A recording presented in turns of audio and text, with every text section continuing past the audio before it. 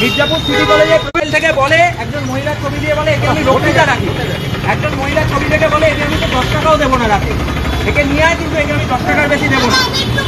হ্যাঁ জুতো খুলে মারুন, জুতো খুলে সেই রাস্তি মাইতি মারুন।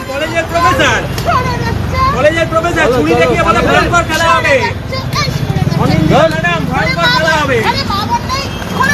সেটাই আমি জিজ্ঞেস করলাম, আরে মা বোন নেই আপনার? কি আছে? আমরা কোনো গায়ে হাত দেবো না, পাবলিক মারবে ভাবে। চলো চলো থানায় চলো, থানায় চলো, চলো চলো থানায় নিয়ে চলো।